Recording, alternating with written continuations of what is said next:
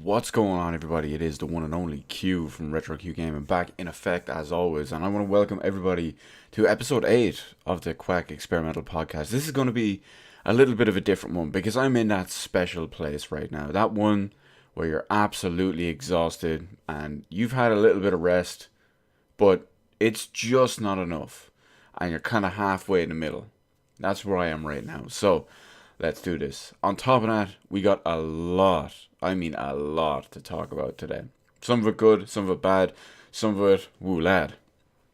Anyway, moving straight into it. We'll start off with our first one. This is some Rockstar stuff. No, it's not GTA Online, as crazy as that can be sometimes. It's not Red Dead Redemption 2, as crazy as that can be sometimes. Well, technically it will be, but it's beside the point. So let's start anyway. Rockstar have bought a new external art studio called Daruva Interactive. Now, they have paid $7.9 million for this studio, and they purchased it from Starbreeze Entertainment. Now, I talked about Starbreeze last week, I think it was last week, when I noted that they were about to go under, or at least in kind of imminent danger. They were selling off some of their IPs, some of their studios, some of their properties and whatnot. If they couldn't find funding within the next 12 months, they were pretty much done. This is a 7.9 million injection, if you will. It might help them a little bit. Hopefully the sale anyway will go through in the next little while. Now, Daruva Interactive is an art studio. It works on concept art, it works on in-game art, whatever it is, art assets in any way, shape, or form. When the sale goes through and it's completed, they're hoping that the studio will still work on external client projects, so other studios can come to them for money or offer them money, and of course say, hey, we need art. Here's money, make some art. So you know how these things goes. And once that's done, or once they're free and available, or maybe a team will be dedicated to it, they're also going to be working with Rockstar themselves, which will obviously have, and they'll be doing art for upcoming things like Grand Theft Auto Online, Red Dead Redemption 2 Online, and hell, GTA 6 eventually, probably. Who knows, whatever else. Maybe Bully 2. People are always really kind of hyped for that one. Now, just so you get an idea of the studio, the Daruva Interactive, they're one of India's longest running studios. They're one of the oldest running and founded ones in the country. And they've worked on external projects such as Halo, Forza, and because they were with Starbreeze, Payday 2. They've also worked on a lot more, but they would be the more high profile ones. Maybe not Payday 2, but just the fact that they were with Starbreeze. Now, moving on, because, well, we're going to stick with Rockstar, and we're going to look at some GTA 5 stuff. Now, it's going to be very, very small. We'll only talk about it for a minute, hopefully. But GTA 5 has sold nearly 110 million copies. 110 million copies. That's insane. That's across all platforms that it's released on. We have Xbox 360, PS3, Xbox One, PS4, and PC. Notice the absence of the Switch and the absence of the Wii U. Despite what a couple of fanboys will tell you that it's inevitable, here we are without it. Anyway, moving along. 110 million units is phenomenal. It's one of the greatest selling games of all time. There's very, very few games that have sold over 100 million units, and this is one of them.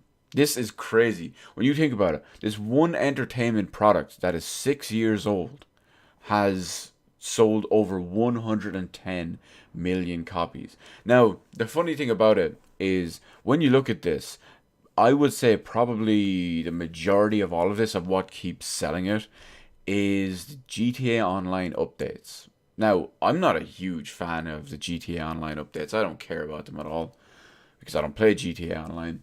But I do know they keep coming out with updates, and they're updating it all the time. New vehicles, new character content, I don't know if they have new guns, but they have new clothes, new outfits. They do new stuff as well with the new events and stuff too. But just on the online service alone, which is what I reckon is keeps selling all this stuff, is nearly 110 million units. You can, no matter what way you slice it, that's insane. And The kind of problem with all of that is it really shows just how a game so microtransaction heavy, how it just survives and how it thrives so much, because Rockstar have already said that they make a significant portion of their money from their online services. Now, this specifically worded, I mentioned it last week anyway, when there was the whole loot box thing. I think I said it last week. And Rockstar said that they, oh, it's not a material part of our business, but that's loot boxes. Shark cards are a whole other story. That's not a loot box. But when you look at it, microtransactions, all the shark cards now for GTA Online, that makes them billions. That's right. They've announced this before. Billions of dollars a year on just the online updates and online portions of what they sell online for GTA. Now, remember a couple of years back when Rockstar said that the single player DLC was unviable, and not even single player DLC, but they said making games, AAA games the normal way and all, can be unviable. And then they go around and they just post billions of income, billions of dollars of income on one product alone. So all I'll say is, unfortunately, as we've all expected after 6 years, rip single player DLC or any hope of single player DLC for GTA 5. It was pretty much an inevitability that we wouldn't get any, which is a crying shame. Because when you look back at GTA 4 and the DLC of that, you had the Ballad of Gay Tony and The Lost and the Damned. Those were both really good. So, it's such a shame.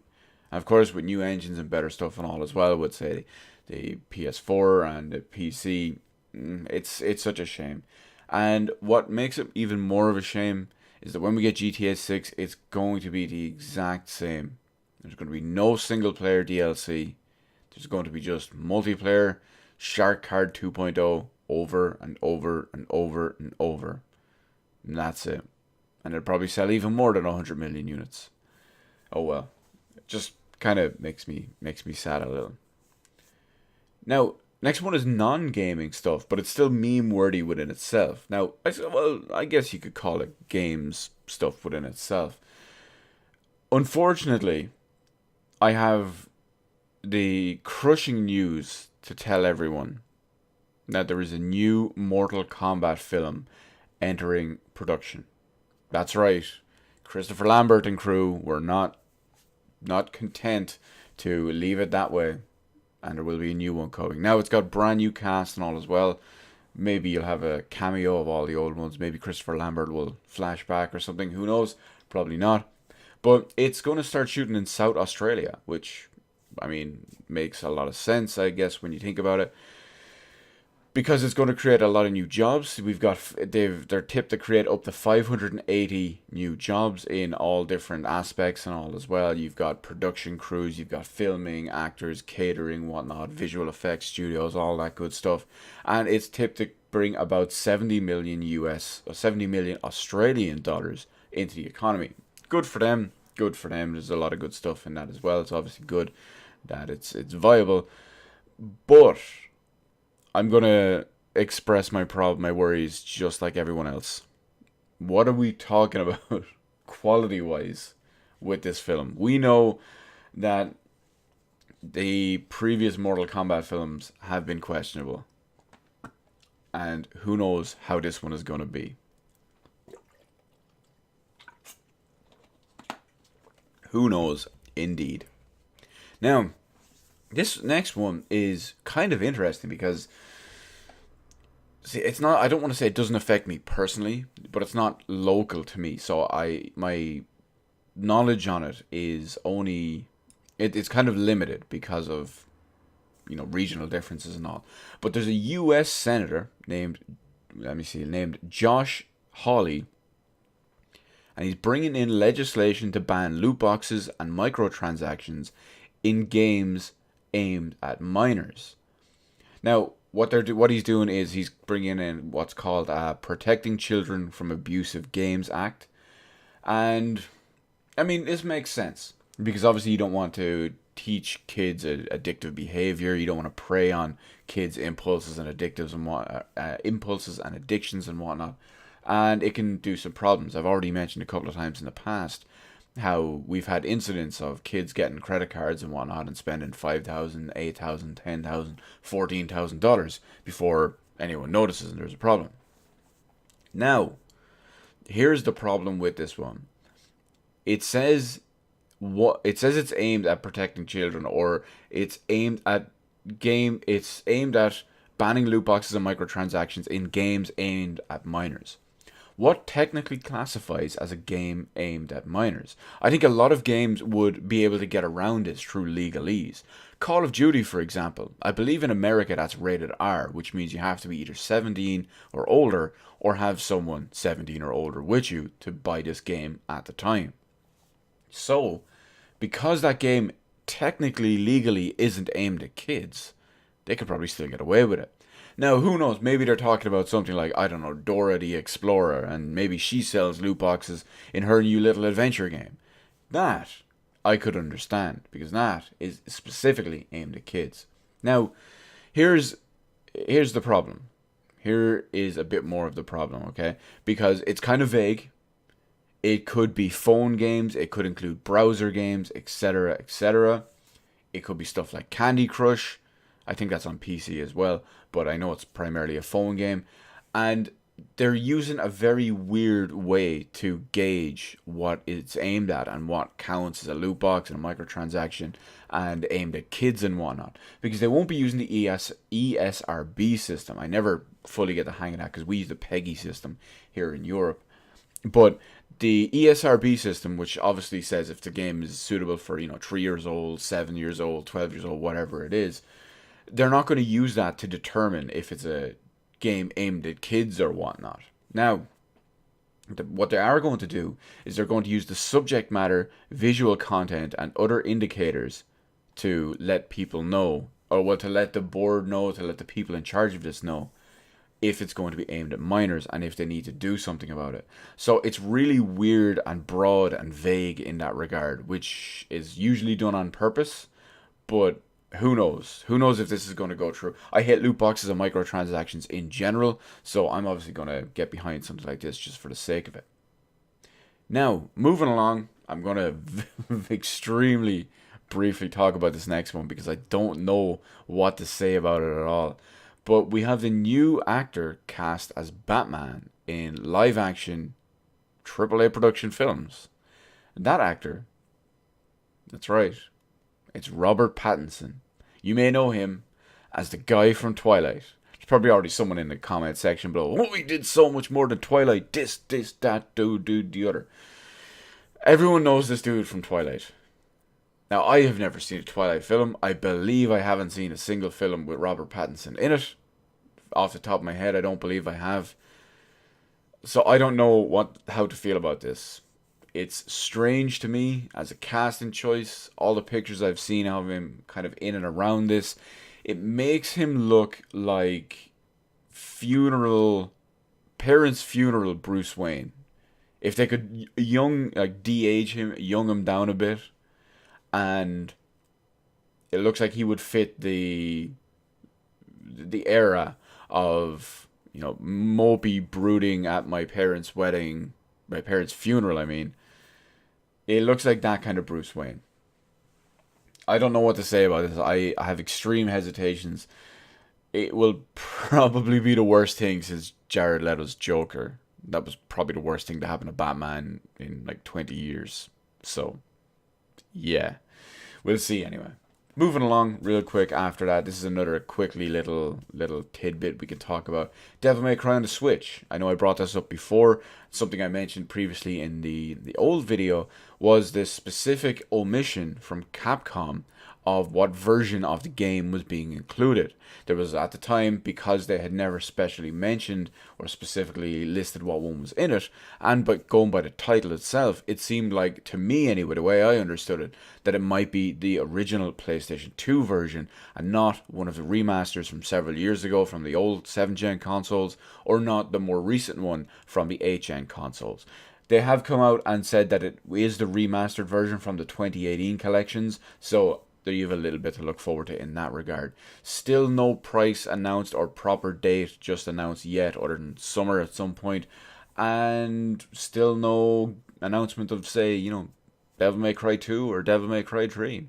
So it's going to be interesting to see how the price goes over, because like I mentioned in the previous one, there is the kind of gouging because, well, Switch tax and whatnot of Resident Evil 0, Resident Evil 1, and Resident Evil 4. And not to mention, you can get the Devil May Cry HD collection, the entire trilogy, on pretty much every other platform, dirt cheap. So chances are this is going to launch for the same price, if not more, in my opinion. Now, next up, we're going to look at a bit of hardware. Now, this is, in my opinion, a little bit overblown because a lot of places will jump on this just to talk about it and fearmonger everyone. But it's only in very, very specific cases that are almost non-existent to replicate for your average person. So, Intel, who make CPUs for laptops, computers, desktops, whatever. They make the best ones, don't let anyone tell you otherwise, even though AMD is a lot more competitive these days, but they're still technically behind. Anyway, Intel, unfortunately, have had some new security flaws found in some of their overall chip design and some of their overall, I guess you call it firmware. Now, it's not a good couple of years for Intel in that regard. 2018 had the Meltdown and Spectre security flaws, and 2019 now has the Riddle and Fallout ones as well. So we've got 4 major ones in that regard. Now, I'm not going to go into super detail about some of the new ones, but I will say what I've read about them, I don't know it to be 100% true or not because, well, I'm not that in-depth and good at that kind of tech. But from what I understand, both of these, if not at least just one of them, is only vulnerable in a situation that is, again, practically non-existent for any user whatsoever. Now, I'm going to say it is still there. Security flaw is a problem within itself, regardless, even if there's almost no one in the world that would be affected by it. But the only way we're going to get something like this out of the way and something secure, more secure even, is if they overhaul the entire architecture of modern CPUs and how they work. Now, on the plus side, it's rumored that the 10 series, or whatever they're going to call it, which is the next upcoming series from Intel, it's rumored that this is going to be a whole rebuild because of how they work a few years ahead of time. Like a couple of years ago, they would have said, okay, well, we have this planned out, this planned out, this planned out, this planned out. Their previous one, when they were just kind of coasting by for the last couple of years before AMD came back, that's run out. That's out after the 9th generation. So the 10th gen is going to be complete refreshes. Not just refreshes, but a complete redesign. At least it's rumored to be, it's tipped to be. That's what everything is pointing to. Could be just another crappy refresh, but we'll see how it goes. Because obviously, these things need to be built in and fixed at a fundamentally designed architectural level. So that, of course, can be a problem if it's not addressed. Now, moving along, we've got some Mega Drive Mini news. Sega, as you know, are bringing out the Mega Drive Mini with 40 built-in, preloaded classic games. They've already announced the first 10 games, then they already announced the second 10 games. Of course, we now have the third batch of games, which is games 21 through 30. Now, in this, we do have some good additions, and there's one or two I want to specifically talk about as well.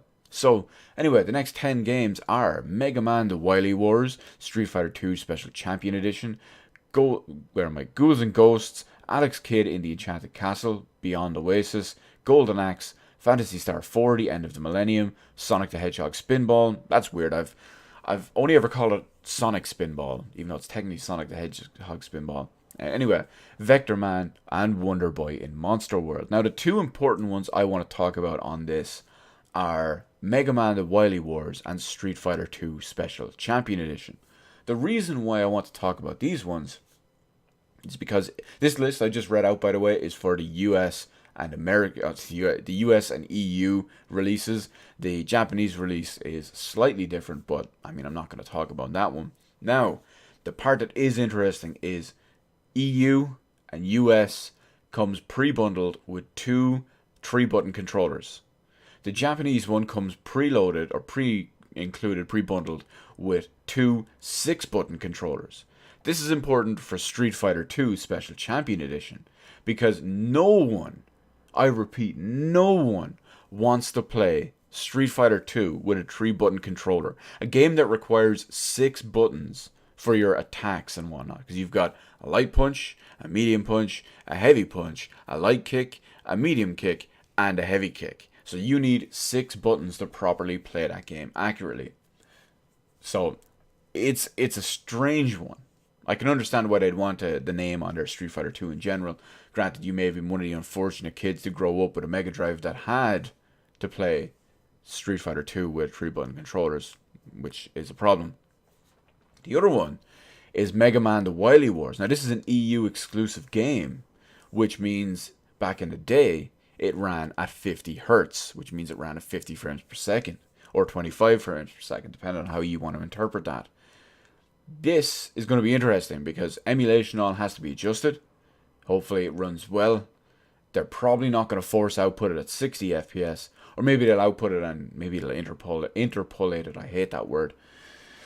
And maybe it'll play a little bit better. It's going to be interesting to see how that one works. We all know that with some of the PAL releases and all on something like the PlayStation Classic, it was absolute dirt. Of course, the emulator in that within itself was absolute dirt. And the good thing is that the Mega Drive Mini is all done by M2, which have a great track record of their updating their emulation on their old stuff. So hopefully that works and that comes out well. It's still coming out in October. Can't wait to see what the last 10 games that they will announce are. I know I'm getting one, so it's going to be kind of cool. Now, the next one, we have some Quantic Dream stuff. Quantic Dream information. There's a lot of them here. I've got a big section on this. So we all know the Quantic Dream games are coming to PC. They're coming to the Epic Games Store first, and then that's a timed exclusivity deal of 1 year, I believe, and then they're coming to Steam, well, other digital platforms, which means Steam. Now, what they're doing is they're all going to come out this summer. Some of them have dates, which we'll get to in a second, but they all have a release window of summer or fall or in around that time this year, depending on where you live. Now, they're up for pre-order as well on the Epic Games Store. You can get them. They're on. Funny enough, I'll get into this in more detail in a second.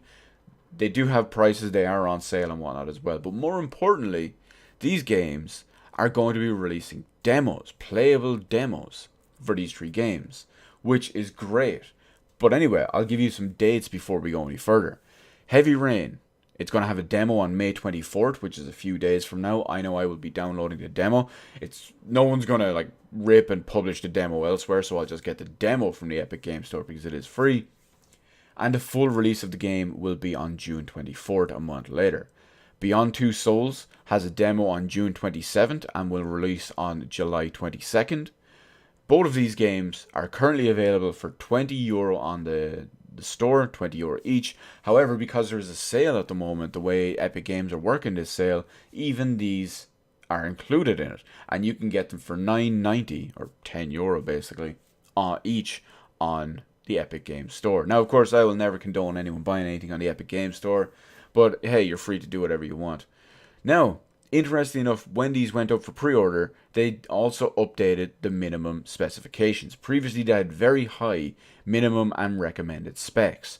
Now, they were considerably higher for all of this, but let's run through them real quick. Minimum spec for both of these games, we have Windows 7 or later, 64-bit, processor i5 4430 at 3 GHz or equivalent, graphics NVIDIA GeForce 660 with 2 GB VRAM or AMD Radeon HD 7870 with 2 GB VRAM. 4 gig of regular RAM, and it will obviously support DirectX 11. This makes perfect sense because this is in line with basic hardware. Well, with the exception of the CPU, which is a good bit higher, the GPU is in line with the base version of the consoles. GTX 660 with 2 gig RAM is roughly what's in the base Xbox One and the base PlayStation 4, so it makes perfect sense in that regard. Recommended spec for these games: Windows 7 or later 64-bit OS, i5 6600K at 3.5 gigahertz. That's very, very high compared to what's in the base console. Hell, compared to what's in the PS4 Pro and Xbox One X, that's still extremely high. But it's still a several-year-old mid-range CPU at this point, so I'd say a lot of people have that or above at this point. Graphics: NVIDIA GeForce GTX 970 with 4GB. Lol, it's actually 3.5 gig because of that shitty card. VRAM or AMD Radeon R9 390 with 4 gig VRAM and regular 8 gig memory. Obviously, it's DirectX. This kind of makes sense as well when you look at a 970 or, well, I guess a 390. They're in around the same mark. So it kind of makes sense how, when you look at these games and kind of boost them up a little, it makes sense in that regard. Now, let's look at Detroit Become Human for a second, because this has been a really, really weird one. The demo for Detroit Become Human is just listed as coming soon. There's no actual date for it, and there's no release date for the game itself other than fall. Now, the demo is going to be out in summer, soon in summer, and the release date for the game itself is out in fall, just in general. This one is a little bit more expensive, which makes more sense. It is a more recent game. €40, or because it's in the sale, you can currently pick it up for €29.90, which is €30. But the minimum spec on this is very strange because they've updated it somewhat slightly from its original listing. However, this has suddenly since been removed and put back with everything just to be decided, to be decided, to be decided. Now, I'll read these ones real quick just so you can see what the potentially updated ones are. Minimum spec for Detroit Become Human is Windows 7 64-bit or newer. Processor i5 2400K, which is roughly what's in the base consoles, but still a bit better. Memory 4 gig RAM. Graphics: NVIDIA GTX 660 or equivalent. Again, same thing as the base consoles basically. VRAM 2 gig, and it will use Vulkan API, or at least hopefully. That gives it a much more, optimized, and I don't know, I can't remember, much more, there's much less overhead, so you can get more performance out of everything you do. Recommended spec, we have Windows 10 64-bit. Processor i7 2700K. I've already talked about that in the past. It's considerably better than what's in the Xbox One X and the PS4 Pro. Memory 12 gig RAM. Graphics: NVIDIA GTX 1080 or equivalent. That's a very high mark. I mean, I always think that anything with ending in a 70 card isn't very high, but the jump from a 1070 to 1080, a 2070 to a 2080 is usually fairly high. We have to see how this one goes. Who knows? And of course, it requires 8 gig VRAM and it runs on Vulkan as well. Now, the most important thing, when I did mention that we know about these specs and all, or at least some of these specs, and they do have playable demos coming out, the best thing about playable demos is not to test out the game and play it and see how you like it, but as a PC gamer, the best thing about playable demos is performance tests. That's right, you can run them and see how well they're optimized, see how good your frame rate and your settings and all are, and that, boyos, is why I love playable demos on PC games. Now, since we're talking about games on the Epic Game Store, this next one is going to be a right flustercluck. But anyway, let's look at the first official Epic Mega Sale, as they call it, which is the first proper sale on the Epic Game Store. Now, I'm going to start this topic in particular with a little bit of, what do they call it? Is it a compliment sandwich, a positive sandwich, whatever it is they call it. So, the sale itself isn't terrible. It's not half bad. I'm not going to lie, it's not half bad. Too bad there's no games on there. There's very few games on the Epic Game Store in general. At least very few important ones that probably anyone gives a crap about. But it gets extremely messy, extremely fast. Certain devs removed their games from the store before the sale went live, but it doesn't stop there. Certain devs removed their games after the sale went live. Now, some of these companies, like say Gearbox, because Borderlands 3 was removed after the sale went live because it went into the sale, and then people were probably pre-ordering it at that price and whatnot as well. What they've done is, It's going to make more sense when I talk about it right now. So most publishers publishers in general had no say in the sale percentages or the discounts applied to any games, or even if the games could be included. Where's the communication between Epic and these people who are putting games on their platform? Again, it's one of the innumerable and increasing epic fails, if you will, of the Epic Games Store. It's so bad in this regard sometimes. Now, pre-release games on multiple stores were cheaper on the Epic Store, which made it look a bad example for everywhere else. The example for this is Bloodlines 2, or Vampire the Masquerade Bloodlines 2. That is going to be releasing on multiple different storefronts. So it's going to be launching on Steam, there's 2 other stores, and the Epic Store as well. So if it goes on sale for pre-order on Epic, it looks bad everywhere else. You see what I mean? And the devs don't want that. So games like that were pulled. Now, a lot of these companies have come out and said that anyone who pre-ordered these games at discount and whatever, the sale will be honored. So if you pre-order Borderlands at the reduced price and all, you will get it at the reduced price. It's €10 cheaper, and the same is for a lot of these other games too. So overall, we'll talk a little bit about the sale other than the complete mess, because, well, we'll get back to we'll get back to that now in a minute. So overall, if you find a game for $14.99 for €15 or more, you automatically get €10 off it. Now that's okay in some regards. Sometimes you would have like if you look at a Steam sale, sometimes you'd have a €60 game and you would get 33% off it. You might get 20% off it. You might get 50% off, 75%, 80, 90%, whatever it is. Depends on the individual sale and the individual game and publisher and whatnot. This is kind of an almost blanket €10 as long as it's over the €15 mark. So in some regards, that could be a bigger discount. Let me use, as I said a minute ago, the perfect example for this is Heavy Rain, Beyond Two Souls, and Detroit Become Human. Heavy Rain is retailing on there digitally €20. Because it's over €15, it automatically goes down to $9.90. It's down to €10 on sale.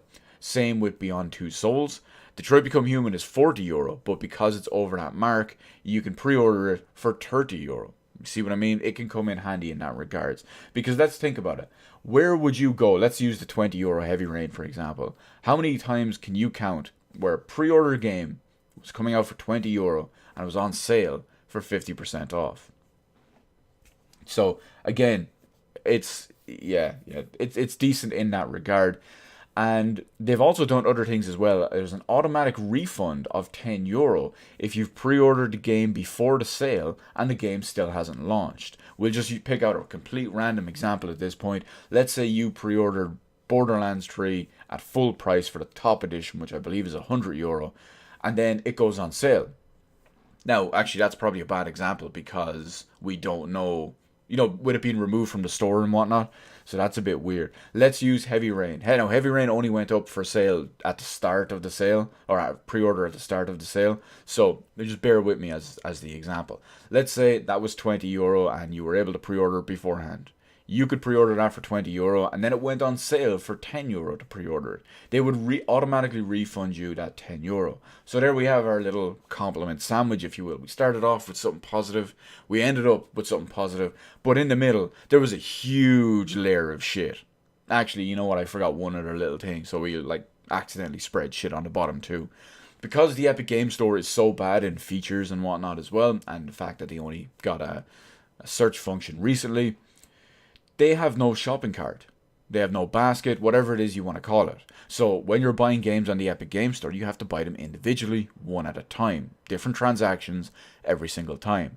However, because of games in a sale and all that as well, people were buying multiple games. 3, 4, 5 games, whatever it was.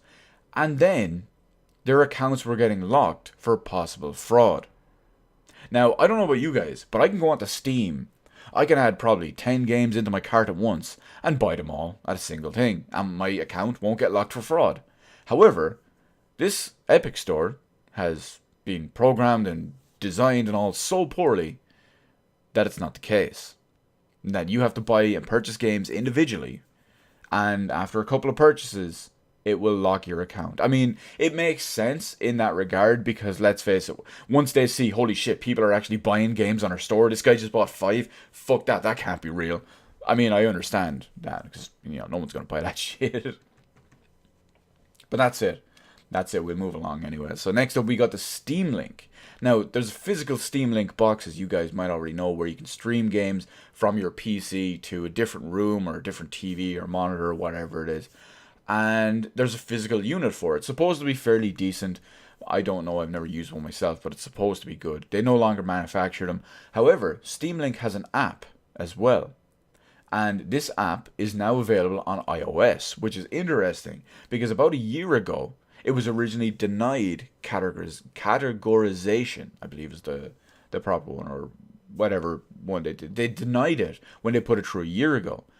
But Valve, maybe they changed something or they resubmitted it or whatever, and Apple had redesigned their guidelines and whatnot. It was reevaluated and now it was allowed. So you can stream games from your PC to your Apple device. Why? I mean, unless you're going to stream Artifact to your phone or something. Just why? But, no one's going to be playing Artifact anyway. I don't know. It's a strange one. It's a strange one. Maybe there's some other ways. I mean, I guess maybe you could output it to your TV. I guess. I just think it's kind of weird anyway.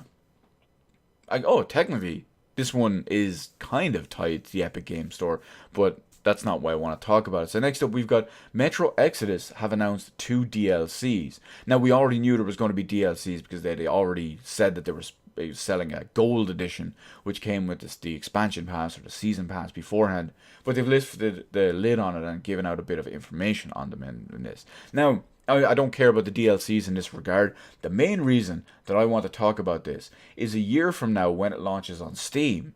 Will it be a complete edition only, or will they try to rip people off, or what's the deal? So will they try sell it for full price or almost full price? Let's say the game is €60. Will they try sell it on Steam for €50? Will they try sell it on Steam for €60? €40 from launch? Will it be €20? Or will they only sell, let's call it a Game of the Year edition, and that way it's Metro and the DLCs for €50, €60, whatever? Or will they have the normal one where they just sell the base game for one price, fairly high prices, what I'm hinting at here, and will they have the gold edition for even more, or will it be reduced because the game's a year old? Going to be very interesting to see how that goes. If they'll only sell kind of a complete edition at that point, what the price will be, or if they'll sell the full game separately as well as the gold edition separately, and the prices, of course, because don't forget the game will be a year old at that point. Now, we got some more gaming stuff here. This one has the fanboys all over the place. I don't know why, because this is the kind of thing that's been going on at corporate level behind the scenes the entire time. They just kind of publicly talk about it a little bit more, even though I'm going to go with doesn't directly affect all of it, but we'll see anyway. So Microsoft and Sony have announced that they're teaming up. Oh my god, fanboys going crazy all around the world. Blah, blah, blah. Yada, yada, yada. Yakety schmackety. Anyway, they've announced that Microsoft will be teaming up with Sony, and they will be handling a lot of their cloud computing, their AI, and streaming services through their Azure data centers. Now, this could be taken in many different ways. You can look at, say, PlayStation Now. Maybe they're going to improve PlayStation Now. Maybe they're going to have a new version of the service where they only stream PS5. Maybe there's a PS5 that only has streaming hardware inside it, and this powers it all in the cloud and the servers and whatnot. Or maybe there's just other stuff as well. Maybe there's in-game stuff that's streamed. Think Crackdown 3 with the crappy destruction online and all. Take that stuff. Maybe that's in there too. AI, it could be playing against bots and all online and how that's handled. And cloud computing in general, well, that can be done in pretty much anything. But let's use it as Crackdown for the example. Now, it's specifically aimed at gaming and entertainment services. We already covered gaming there a minute ago. Entertainment means it could be it could be gaming as well, but it could also go for I think it's called PS View, the PlayStation TV service in the US. We don't have it here, so I'm never 100% up on it, but it could be something to do with that as well. And there could be who knows whatever else in the works that we don't know about just yet. And this will all be, I won't say handled by Microsoft, but they'll be setting up the infrastructure and all. But realistically, this is the stuff that Microsoft have been doing for Sony for years. The fanboy wars and the console wars and all, these are designed by, these are imaginary things. These are things that are created by users, by fanboys, by the community, if you will. They're actually the worst part of the community, but I guess you could call them technically the community. It's created by these people. Because Microsoft, Sony, hell, even to an extent Nintendo, some of these companies work together. Just behind the scenes. Microsoft's one of the biggest tech companies in the entire world. With all their business stuff, their server infrastructure, all their hardware, their coding and all as well, you can damn well believe that all of them are powering stuff like this. It's a perfect example. Now, most importantly, I love how I have this wrote down in my notes. Most importantly, this means, or this begs the question, with Microsoft handling all of this, maybe now,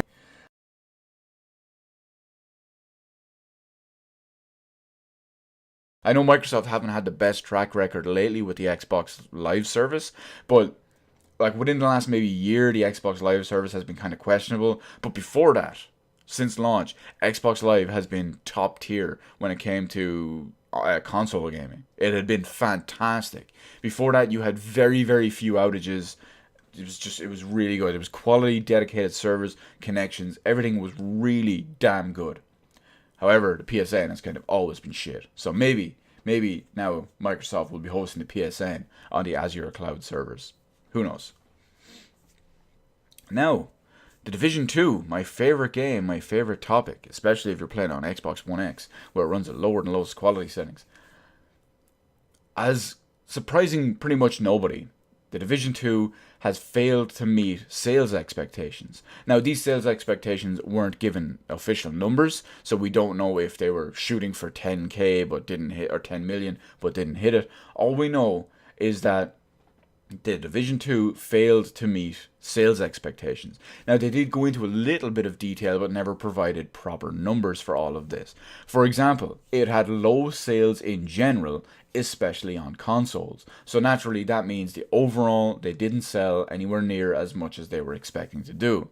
However, on a positive note, there's a caveat to this, which I'll talk about in a minute. It sold 10 times as many copies on Uplay than The Division 1 did. Now, this is a common theme I have. This is a bullshit metric that they like to put out. There's reasons for this. I've already talked about them in other ones as well. Like how Epic always talk about, say, oh, Metro Exodus sold 2.5 times as many copies on launch as Last Light did. But they didn't give numbers. So, and there's a lot of context in there too. It's the same with this.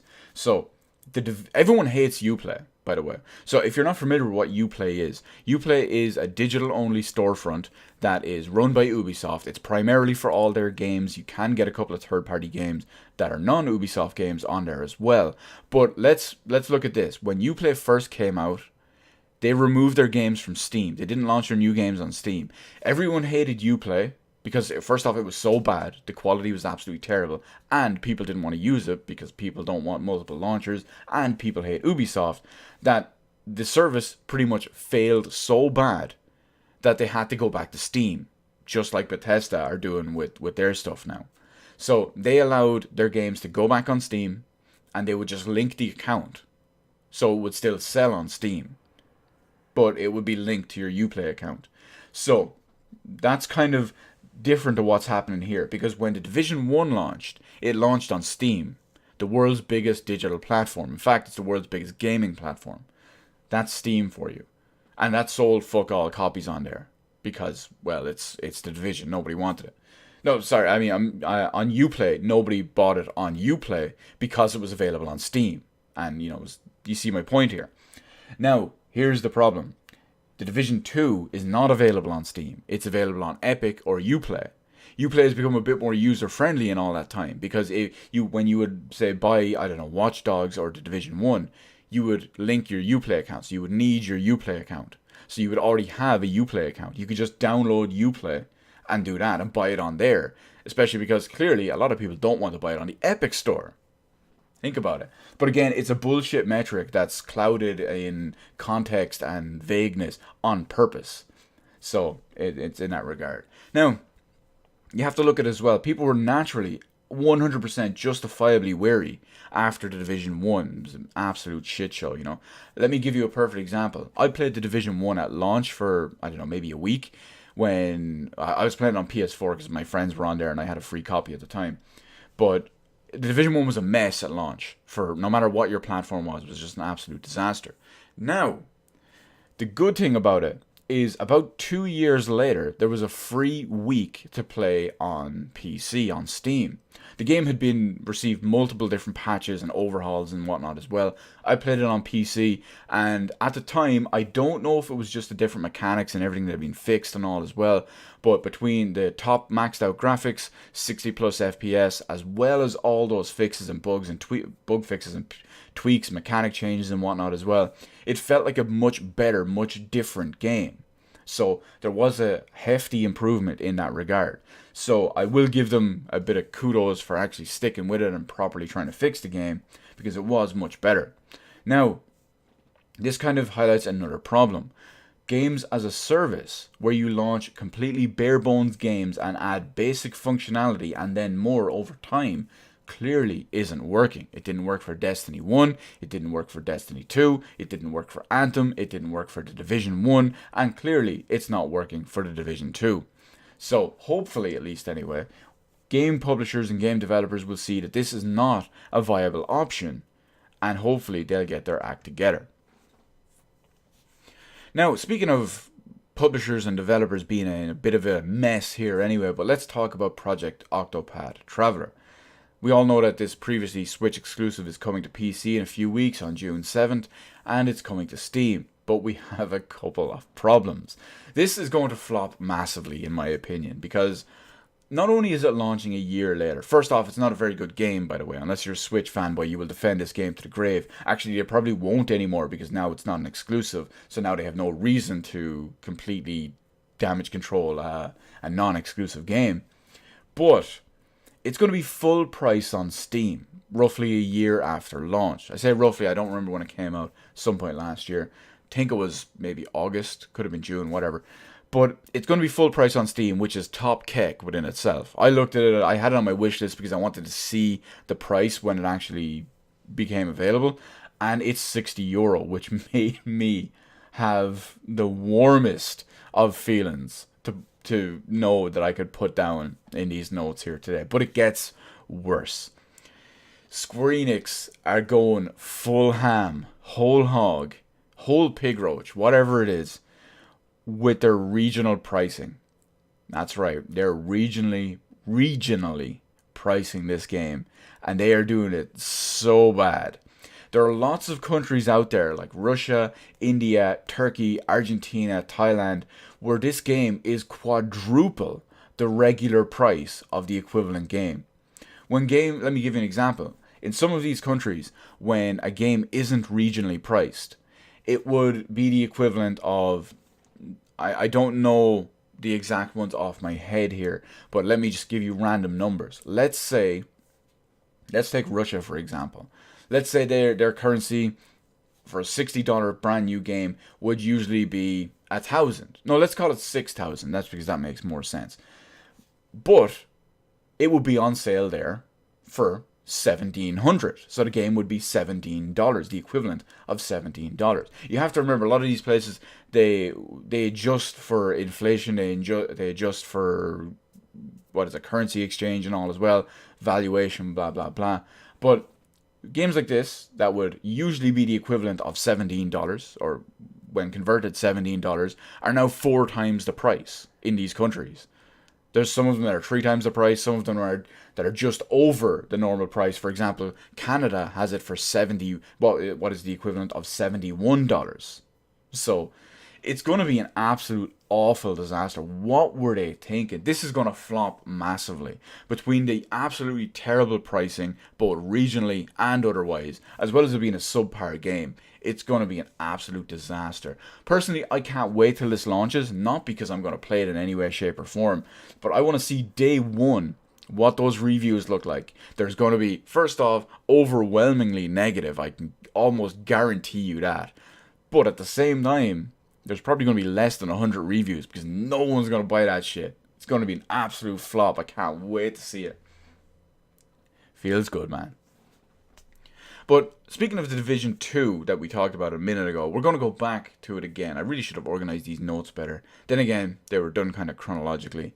We have the Division 2 and their first raid. Their first raid was just added recently, and it highlighted some epic fails and whatnot as well. Now, with this raid, the PC players managed to complete the raid in 5 hours after its launch. The very first team to finish it was 5 hours after launch. Then they managed to get better and better and better at it, and they had managed to get their time down to completing the raid from 5 hours down to 30 minutes. They could complete the raid in 30 minutes. As it stands right now, I'm talking about this on Sunday night on the 19th of the 5th, no console players on PS4 or Xbox One have completed this raid for several different reasons. One, they're console users. They need to get good. They're generally bad players. Tish. But it gets better anyway. The main reasons for this. The controls are so unresponsive. Because you have a controller, when you want to turn, you have to kind of wait to turn around. Whereas on PC, you can just kind of snap as you need to do. So that is one of the best ones. They have slow, unresponsive controls. It's great. With the terrible sub 30 FPS frame rate as well, you're talking down in the 20s as all this goes on. It just makes it almost impossible. Actually, it does make it impossible to finish. Because from what I read, you have to do a couple of specific things at the last boss.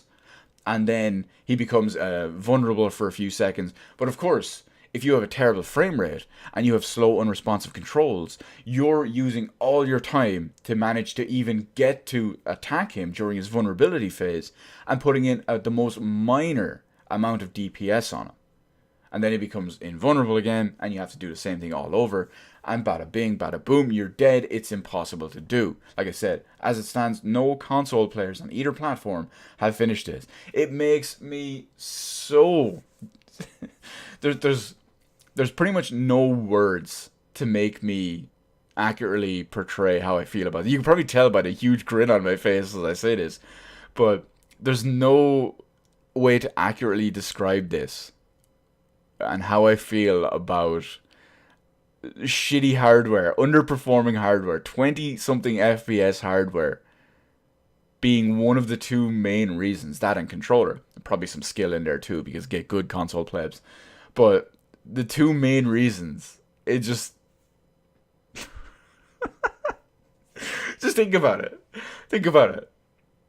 The platforms you play on are so shit that it makes the game impossible to do. Your input method is so bad that it makes it impossible to do, coupled with the performance of your piece of shit. Oh, feels good, man. Feels good. I've seen it. The funny thing about it is I've seen a couple of people defending this and say, oh, that just means console users have to be better players because of it. I'm like, oh my god. You're saying console users have to be better players and better, higher skilled gamers and all as well? Get the fuck out of here. You're just, oh, so good. So good. But to end on a slightly negative note, despite my massive grin because of the Division. To end on a slightly negative note from the PC side of it, we all know that Halo Master Chief Collection is coming to PC. Originally, they were hoping that the PC version would start beta testing, or flighting as they called it, in April. Unfortunately, we know that was pushed out because, well, here we are in May and we don't have it. And unfortunately, one of the developers, or I believe it was the community lead, the liaison between them all, he's kind of announced that the PC flighting is unlikely to happen before E3 2019. So that's a few weeks away. Maybe they're going to give a date at it or whatnot. But he said that naturally, because they want to do the PC version right, they need to rebuild a lot of stuff, fine-tune a lot of stuff, completely change and overhaul a lot of stuff. So it doesn't just feel like a PC port. It's its own proper thing, which makes kind of sense considering that it's Halo. It's Microsoft's big #1 tentpole flagship franchise. finally coming back to PC.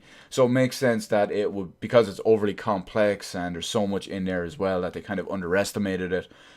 It makes sense that they're kind of do this. Now, the way I look at it is, yes, I'm a little bit kind of disappointed in this because I love Halo. I'm dying to play it. I've even almost gone back to my Xbox One a few times the last couple of days. I haven't, but I've almost done it, which is how badly I want to play it, even though I know it's coming to PC again. I don't mind the delays as long as we get a better product and they can push out a better product at the end of it. It just hurts, you know. I want to play it so badly. I want to play it 1440p, 120 FPS, max settings, mouse and keyboard. I love Halo so much, and to be able to play it like that will really, really be the best.